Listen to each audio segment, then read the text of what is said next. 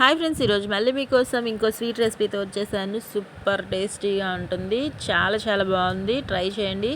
Easy ఇంగ్రీడియంట్సే టేస్టీగా ఉంటుంది. Try చేసి ఎలా వచ్చిందో కామెంట్స్లో చెప్పండి. నచ్చితే లైక్ చేయండి. యూస్ఫుల్గా ఉంటే షేర్ చేయడం మర్చిపోకండి. ప్రాసెస్ చూసేద్దాము. ప్రాసెస్ ఇంగ్రీడియంట్స్ ముందుగా పాన్ తీసుకొని దానిలో నెయ్యి వేసుకుంటున్నాను.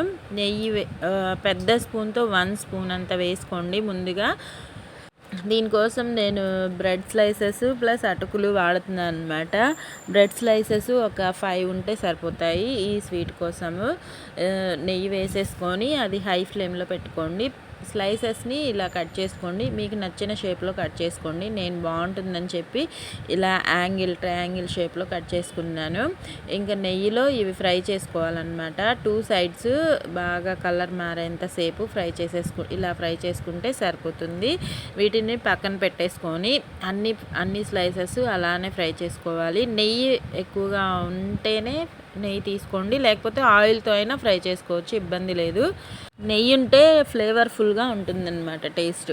ఇంకా బెల్లం తీసుకున్నాను. అది 1/2 kg ఉంటుంది. 1/2 kg సరిపోతుంది ఈ స్వీట్ కోసము. ఒకవేళ మీకు సరిపోలేదు, మీ స్లైసెస్ మీ అటుకులను బట్టి క్వాంటిటీస్ మార్చుకొని చేసుకోండి. నాకు 1/2 kg ఇలా చిన్న చిన్న పీసెస్ లాగా కట్ చేసేసుకొని ఇంకా అదే ప్యాన్లో వేసుకొని 1/2 kgకి 1 టీ గ్లాస్ వాటర్ వేసుకున్నాను. మనకి ఎక్కువగా అవసరం లేదు. అది కరుగుతూ ఉన్నప్పుడు అటుకుల్ని తీసుకున్నాను. అటుకులు తీసేసుకొని అవి కూడా నాకు అటుకులు మాత్రం 1/2 kgలో సగం తీసుకున్నాను అనమాట. సరిపోతాయి ఈ స్వీట్ కోసము. పాలు ఒక్క టీ గ్లాస్ మాత్రమే తీసుకోండి. టీ గ్లాస్ పాలు వేసుకొని దీన్ని చక్కగా ఇలా మిక్స్ చేసేసుకొని చేత్తోనే పక్కన పెట్టేసుకోండి. ఒక 5 minutes సరిపోతుంది. 5 minutesలో మన అటుకులు అనేవి నానిపోతాయి. చక్కగా నాని మెత్తగా అవుతాయి అన్నమాట. ఇంకా చూపించాను కదా, పాలు వేసుకున్నాను. ఇంకా దీనిలో 3 యాలకులని దంచి వేసుకుంటున్నాను ఫ్లేవర్ కోసము. యాలకుల పౌడర్ ఉన్నా వేసుకోండి, 1 స్పూన్ సరిపోతుంది. బెల్లం హై ఫ్లేమ్లో అయినా పెట్టేసుకోండి దగ్గరే ఉంటే, లేకపోతే మీడియం ఫ్లేమ్లో అయినా పెట్టేసుకొని ఇలా మనకి గులాబ్ జామ్ పాకం ఉంటుంది కదా, అలా వస్తే సరిపోతుంది. చూస్తున్నారు కదా, పాకం అయితే రెడీ అయిపోయింది. మీకు కనిపిస్తుంది కదా టెక్స్చరు. గులాబ్ జామ్ పాకంలో వస్తే సరిపోతుంది. ఓకేనా?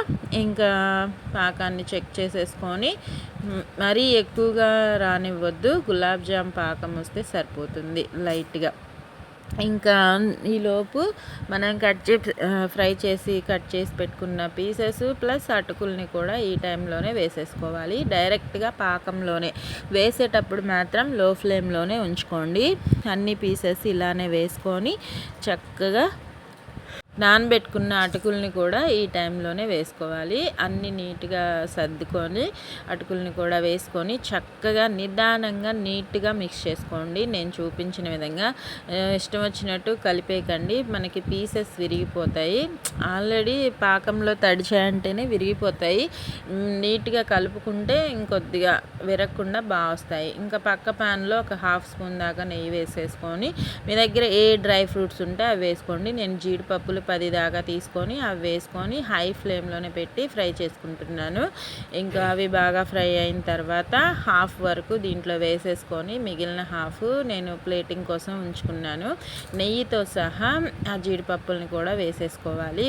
ఇది పాకం అనేది బాగా దగ్గర పడి మనకి బ్రెడ్ స్లైసెస్ అటుకులు అనేవి పాకం పట్టుకునేదాకా ఇదిగోండి దగ్గర పడింది, కనిపిస్తుంది కదా, ఆ టైంలో ఈ నెయ్యి వేసేసుకొని ఒక 15 minutes సరిపోతుంది.